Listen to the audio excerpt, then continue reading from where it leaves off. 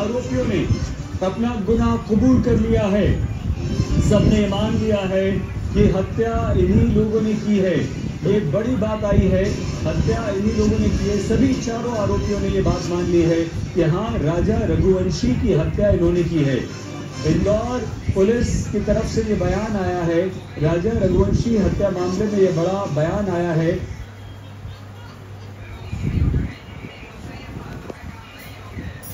और वो बयान ये है कि जितने भी 4 लोग गिरफ्तार किए गए थे, उन लोगों ने हत्या करने की बात मान ली। राजा रघुवंशी हत्याकांड में एक बड़ा खुलासा हो गया है। दरअसल आरोपियों ने कबूल कर लिया है कि उन्होंने ही राजा रघुवंशी की हत्या की है। इंदौर क्राइम ब्रांच के एसीपी इस वक्त हमारे साथ मौजूद हैं, जो लगातार उस ज्वाइंट टीम का पुलिस के साथ में थे। कबूलनामा क्या हुआ, अब हम सीधे इंदौर पुलिस की जुबानी सुनते हैं। सर, क्या कबूला है चारों आरोपियों ने? चार आरोपियों ने, जिसमें कि एक राज जो इंदौर में था, उसके अलावा जो 3 आरोपी इंदौर से कैसे गुवाहाटी होते हुए शिलांग पहुंचे थे, किस प्रकार इन्होंने पूरी घटना को अंजाम दिया था, ये उन्होंने पुलिस को बताया है। और साथ में ये भी बताया कि विशाल और विक्की जो है, उसने पहले जो वहाँ से हथियार खरीदा था, उसको राजा को पीछे से वार किया। पहला वार उसने किया। उसके अलावा जब वो अचेत हो गया, मृत अवस्था में आ गया, तो उसके बाद इन्होंने सबने मिलके उसकी डेड बॉडी को नीचे खाई में फेंक दिया। सर, इन लोगों ने क्या अपना कोई रूट बताया है? ये इंदौर से गुवाहाटी गए और फिर वहां से शिलांग गए, जहां पे इन्होंने हत्याकांड को अंजाम दिया। तो ये कैसे गए थे? बाय रोड गए थे या फिर ट्रेन के जरिए वहां तक पहुंचे थे? और इनकी टिकट क्या राज ने करवाई थी इंदौर से? ये जो आरोपी, तीनों आरोपी यहाँ ट्रेन के माध्यम से, अलग ट्रेन के माध्यम से, चूँकि इंदौर से कोई डायरेक्ट ट्रेन थी नहीं गुवाहाटी की, तो ये दूसरी चेंज करके वहाँ गुवाहाटी तक पहुँचे थे। और लौटने में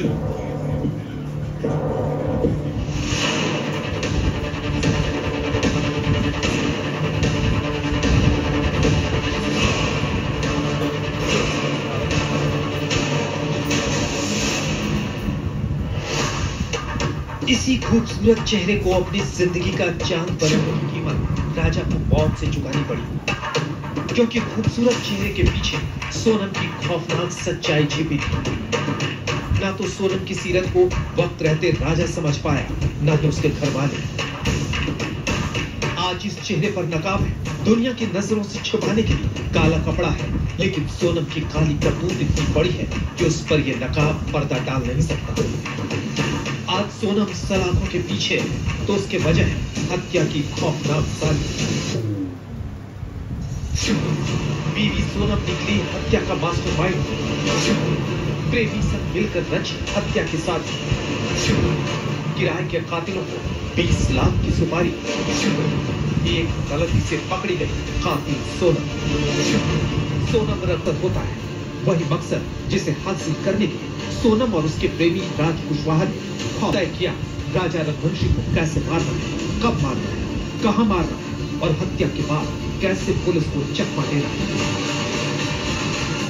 प्लान सीधा था, राजा को सोनम हनीमून ट्रिप पर लेकर जाएगी, किराए के कातिलों को अपनी लोकेशन भेजेगी, मौका मिलते ही कातिल राजा का खेल खत्म कर देंगे और उसके बाद सोनम अपने प्रेमी के साथ आराम की जिंदगी बिताएगी। लेकिन इस कहानी के क्लाइमैक्स ने खूनी साजिश का द एंड ही बदल दिया।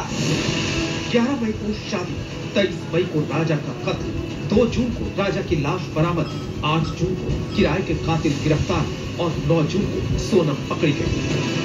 29 दिनों के बीच क्या क्या हुआ, कैसे सोनम की प्लानिंग फेल हो गई, आपको बताते हैं। दरअसल सोनम और राज एक दूसरे को पहले से जानते थे। दोस्ती धीरे धीरे मोहब्बत में बदली और फिर यही मोहब्बत खूनी साजिश में बदल गई। सोनम चाहती थी कि राज से शादी करे, लेकिन वो जानती थी कि घर वालों को रिश्ता कबूल नहीं होगा, क्योंकि राज कोई और नहीं बल्कि घर वालों की फैक्ट्री में काम करने वाला एक छोटा सा मुलाजिम था। लिहाजा घर वालों के दबाव में सोनम शादी के लिए राजी हो गई। लेकिन शादी तय होते ही अपने प्रेमी के साथ राजा को रास्ते से हटाने का प्लान बनाने लगी। सोनम और राज ने मिलकर 2 प्लान बनाए, प्लान ए और प्लान बी। प्लान ए था किसी तरह राजा के साथ शादी टूट जाए। प्लान बी था प्रेमी के साथ मिलकर राजा को रास्ते से हटाना।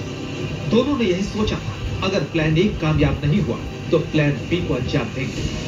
सोनम ने शादी तय होते ही प्लान ए पर काम करना शुरू किया।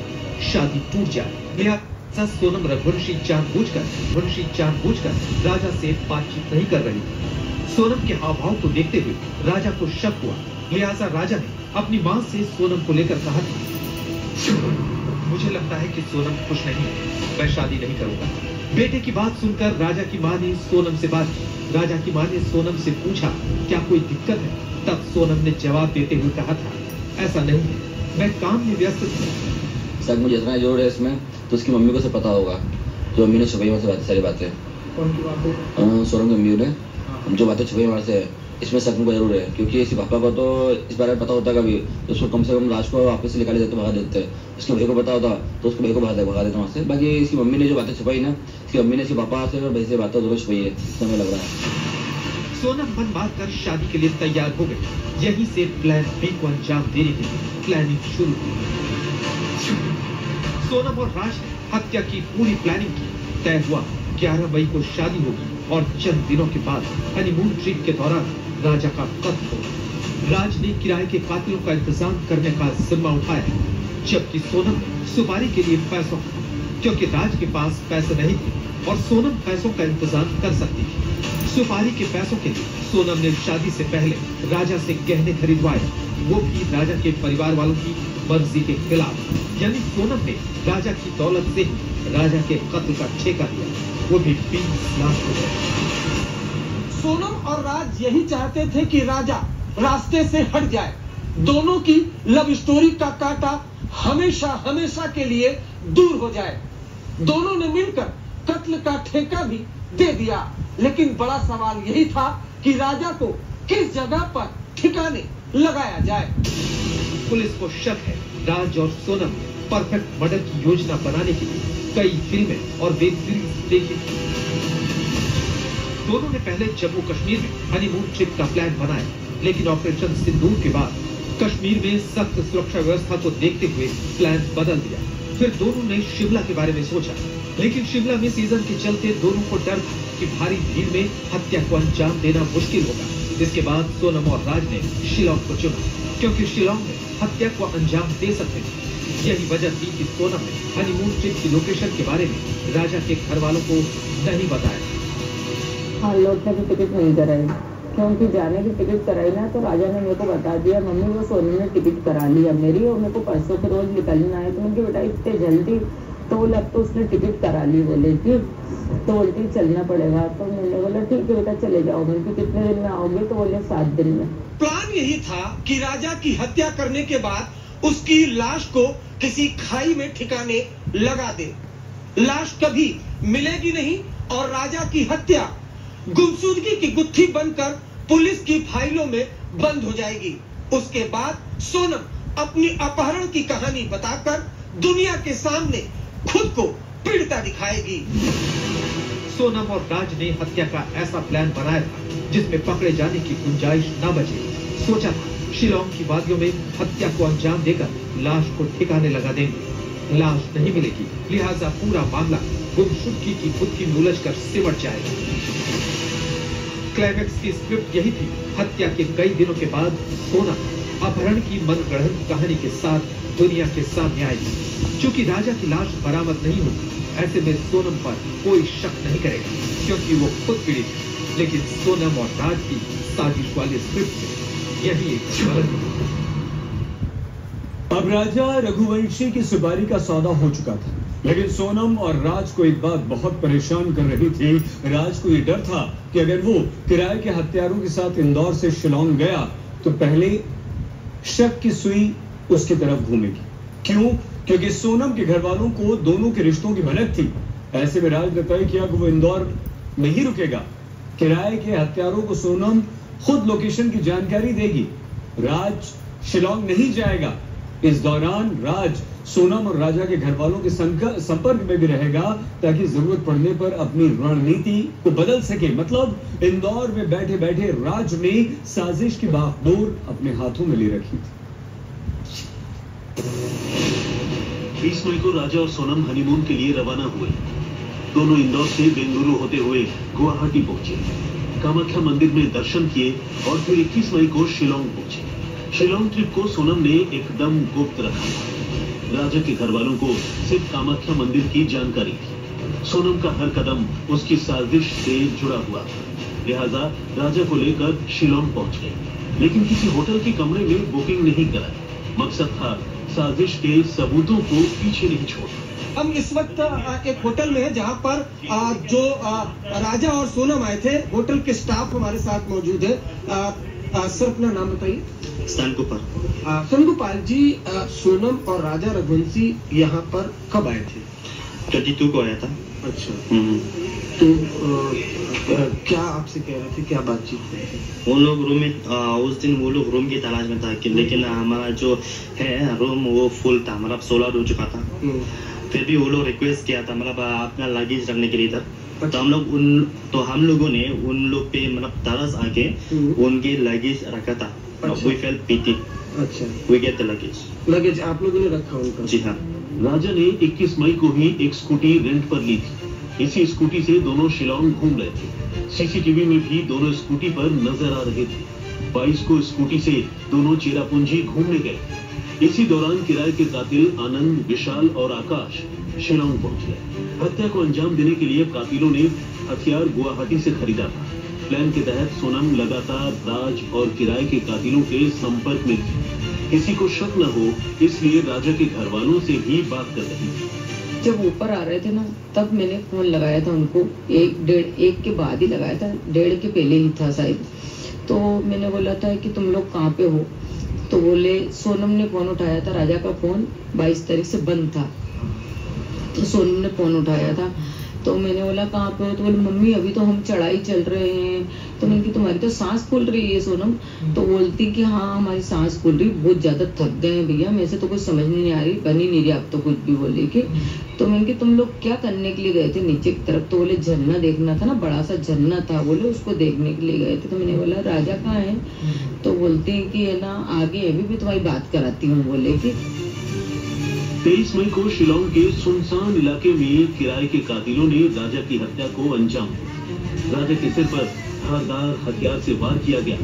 इस दौरान सोनम मौके पर ही मौजूद थी, यानी सोनम ने अपनी आंखों के सामने पति का कत्ल करवाया, क्योंकि सोनम यही चाहती थी कि राजा किसी भी कीमत पर जिंदा नहीं बचे। हत्या के बाद राजा की लाश को गहरी खाई में ठिकाने लगा दिया। बड़ी बात यह है कि क्राइम सीन से 10 किलोमीटर पहले स्कूटी को पार्क किया गया था, यानी हत्या के बाद क्राइम सीन से स्कूटी को किराए के कातिलों ने 10 किलोमीटर दूर खड़ा किया ताकि पुलिस को गुमराह कर सके। ये जो स्कूटी है, इस स्कूटी से वो क्राइम सीन की तरफ जाते हैं।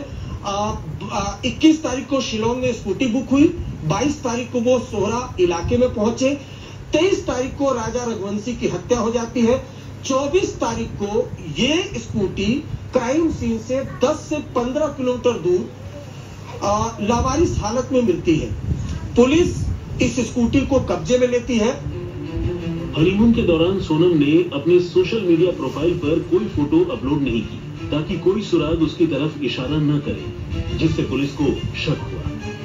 शातिर दिमाग सोनम ने हत्या के कुछ घंटों के बाद राजा के सोशल मीडिया प्रोफाइल पर एक फोटो पोस्ट किया जिसमें लिखा था 7 जन्मों का साथ। ये फोटो भी पुलिस को गुमराह करने के लिए डाली गई। राजा को ठिकाने लगाने के बाद सोनम क्राइम सीन से कुछ किलोमीटर दूर किराए के कातिलों से बातचीत करती है।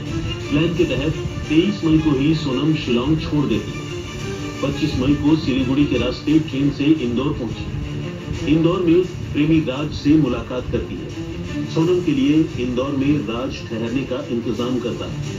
इंदौर से ही सोनम को राज उत्तर प्रदेश भेज देता है। 23 मई को घर वालों की राजा से आखिरी बार बात हुई। संपर्क नहीं होने पर राजा के घर वाले शिलोंग पहुंचते हैं। राजा और सोनम की गुमशुदगी का केस दर्ज होता है। पुलिस मामले की जांच शुरू करती है। शिलोंग पुलिस के सामने ये एक ब्लाइंड केस था और चुनौती मामले को सुलझाने की थी। बड़ी बात यह है कि मेघालय एक बड़ा टूरिस्ट डेस्टिनेशन है। ऐसे में किसी सैलानी का गायब होना मेघालय के पर्यटन कारोबार को ठप कर सकता था। शिलोंग पुलिस ने बड़ी टीम को केस पर लगाया। करीब 120 पुलिस वालों को केस से जोड़ा गया। 20 सीनियर अफसरों को कोर टीम में रखा गया। जांच के लिए एसआईटी बनाई गई। हाँ, इनिशियली 2 टीम्स भेजा गया था, एक एमपी और एक यूपी, और तीसरा गाजीपुर।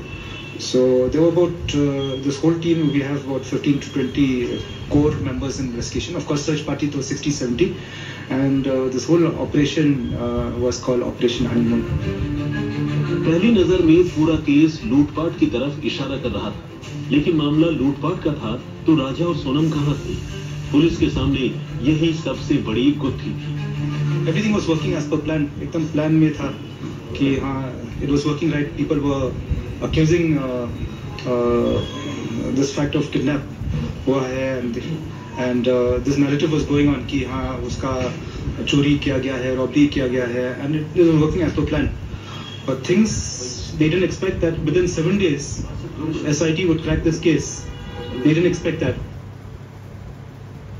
सोनम और राजा की गुमशुदगी का मामला दर्ज हो गया था। शिलोंग पुलिस की कई टीमों ने तलाश शुरू कर दी थी। इस दौरान पुलिस को राजा और सोनम की स्कूटी लावारिस अवस्था में मिल गई। स्कूटी मिल गई, लेकिन दोनों का, सोनम और राजा का, कोई भी सुराग पुलिस को नहीं मिला था। जांच टीम ने पूरे इलाके के सीसीटीवीज को खंगालना शुरू कर दिया था और दूसरी तरफ वादियों में ड्रोन से सर्च ऑपरेशन भी शुरू हो चुका था।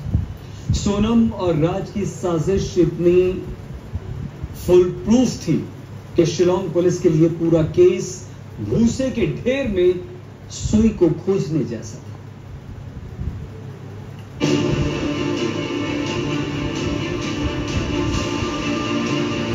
एक बुरी खबर के साथ थम गई क्योंकि राजा का शव मिल गया, लेकिन सोनम की गुमशुदगी पुलिस के लिए पहेली बनी हुई थी। सुराग के नाम पर क्राइम सीन से पुलिस को एक जैकेट मिली, लेकिन जैकेट को सीढ़ी बनाकर कातिल तक पहुंचना टेढ़ी फील्ड था। दूसरी तरफ हत्या को अंजाम देने वाले कातिल शिलोंग से दूर अपने अपने ठिकानों पर पहुंच चुके थे। साजिश की मास्टरमाइंड सोनम इंदौर में छिपी थी। उसका प्रेमी सब कुछ जानते बूझते अनजान बनने का नाटक कर रहा था। सोनम और राजा के घर वालों पर पूरी नजर रखे हुए था। ये तस्वीरें उस वक्त की हैं जब राजा के अंतिम संस्कार के दौरान सोनम का प्रेमी घर वालों के साथ मौजूद था। आप देख सकते हैं कि सोनम के पिता के ठीक बगल में राज मौजूद है, वही राज जो राजा के मर्डर में सोनम के पाप में बराबर का भागीदार है। सोनम और राज की साजिश में शिलोंग पुलिस उलझ कर रह गई, क्योंकि राजा की हत्या का खुलासा हो चुका था और दुनिया की नजर में सोनम को बरामद करने में पुलिस नाकाम थी। लगातार शिलोंग पुलिस पर दबाव बढ़ता गया और इसी बीच जांच टीम को एक बड़ा सुराग मिल गया। एक लोकल गाइड से पुलिस को बड़ा ब्रेक थ्रू मिला। गाइड ने पुलिस को 3 संदिग्धों से जुड़ी जानकारी दी। गाइड ने बताया कि 3 लोग राजा और सोनम का पीछा कर रहे थे। तीनों संदिग्ध मेघालय के नहीं थे, सभी हिंदी में बात कर रहे थे। इस जानकारी ने पुलिस को ब्लाइंड केस से जुड़ा सबसे बड़ा सुराग दे दिया। पुलिस ने तीनों संदिग्धों की तलाश शुरू कर दी। पुलिस को पता चला कि तीनों संदिग्ध 23 मई को सोनम के साथ देखे गए थे। पुलिस ने संदिग्धों से जुड़ी नई जानकारी के लिए तमाम सीसीटीवी फुटेज को खंगाला। पुलिस की रणनीति काम आई। तीनों संदिग्धों को स्कूटी पर देखा गया। जांच टीम ने स्कूटी का नंबर निकाला तो पता चला कि संदिग्धों ने 23 मई को स्कूटी किराए पर ली थी। जब पुलिस ने किराए पर स्कूटी देने वालों से संपर्क किया तो एक संदिग्ध से जुड़ी जानकारी मिल गई, क्योंकि स्कूटी किराए पर लेते वक्त उसने अपनी आईडी साझा की थी। जांच टीम को इसी सुराग की तलाश थी जो अब उनके हाथ लग चुका था। पुलिस ने बिना वक्त गवाए तीनों संदिग्धों की प्रोफाइल चेक की और मोबाइल लोकेशन ट्रेस करके तीनों को गिरफ्तार कर लिया। पुलिस ने विशाल को इंदौर से अरेस्ट किया, आकाश राजपूत को उत्तर प्रदेश के ललितपुर से और आनंद को मध्य प्रदेश के बीना से। तीनों आरोपियों की गिरफ्तारी के साथ सोनम की साजिश से पर्दा उठ गया। पुलिस ने सोनम के प्रेमी राज कुशवाहा को भी गिरफ्तार कर लिया, यानी राज और सोनम के गुनाह की गवाही कातिलों की स्कूटी ने दे दी। प्रेमी की गिरफ्तारी के बाद सोनम को समझ आ गया कि उसका प्लान फेल हो गया। अब बचने का कोई रास्ता नहीं, कोई रास्ता नहीं। What is the motive? See, the preliminary investigation indicates there's a love triangle out here, but we'll ascertain further. Do you have sufficient evidence against Sonam? Yes, very much. Shillong police ने मियां बीवी और वो की कहानी से पर्दा उठा दिया, लेकिन साजिश का खुलासा होने के बाद सोनम और राज के घर वाले पुलिस की थ्योरी पर सवाल उठा रहे हैं। जबकि राजा का परिवार सोनम और राज के रिश्तों को कत्ल की वजह बता रहा है। कोई किसी को नहीं जानता था और हमारे बच्चे ऐसे थे भी नहीं किसी से फालतू बातचीत कर रही, क्योंकि वो तो काम वाली बच्ची थी, धंधे वाली लड़की थी। उसको दूसरे आदमी से सुबह यहाँ से भाई के साथ ऑफिस जाना, ऑफिस से घर आना। उनकी बहन सोनम का फोन आता था, अब काम करेंगे तो कौन सा सब खाया जाएगा ना बहन। दीदी बोलता था भैया, दीदी बोलता था, हमेशा दीदी करके बात करता था। बहुत छोटा था राज, मेरा 20 साल का है भैया। उसको राजा को रास्ते से हटाने का मतलब क्या था? उसको राज से शादी करना था तो वो पहले कर लेती ना।